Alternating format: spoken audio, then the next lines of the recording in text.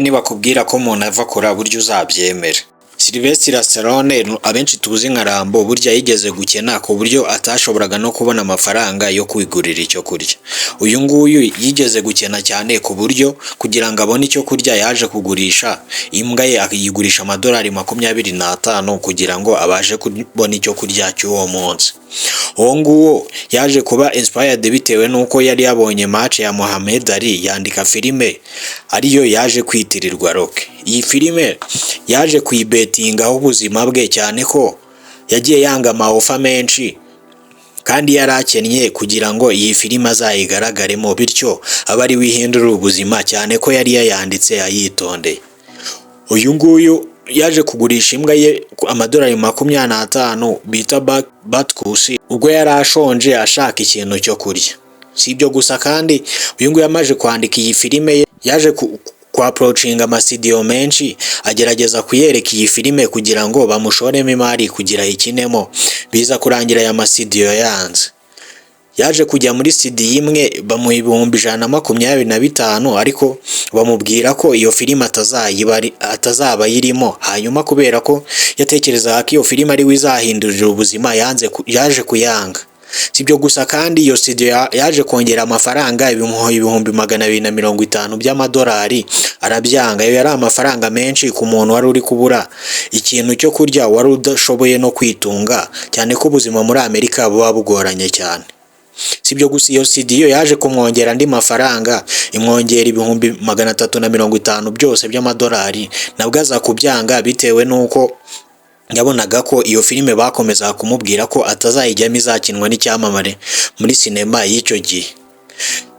Byaje kurangira yemeye 35,000 kuri izo ofa zose yari yanze, ariko aza kugaragara muri iyo filime, ni ukuvuga Rocky. Iyo ngiyo yaje no kumuhindura ubuzima. Ibyasigaye nyuma y'uko iyo filime ayikinyemo byahindutse amateka, ndetse ubuzima bwe buhita bihinduka ako kanya.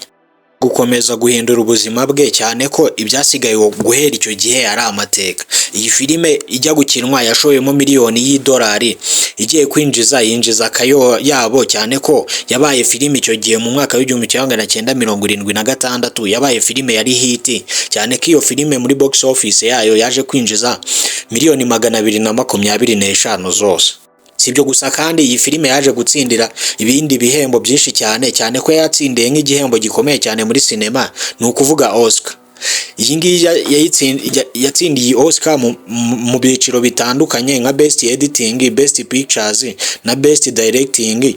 Ibyo ngibyo byaje gutuma Rambo ahinduka ikimenya bose, ndetse ubuzima bwe buhita buhinduka ako kanya. Sibyo gusa kandi iyi ngiyi yaje kwandikwa na Association y'i Hollywood, ni ukuvuga muri Amerika, nka filime y'ibihe byose. None se utekereza ko amafaranga ya mbere Rambo yinjije muri iyi filime ye yayakojeje iki? Uyu mugabo yahise ajya kureba yambwe yari yaragurishije amadolari 25, hanyuma ahita atangira kunegosiya uburyo yagombaga kuyigaruza. Umuntu bari barayiguze yamuhaye amadolari 100 arayanga. Hanyuma akomeza kumutereta amubwira ko impamvu yayimugurishije ari uko yari yabuze ibyo kurya. Hanyuma arangije amuha amadolari 1000, uwo mugabo naye arayanga.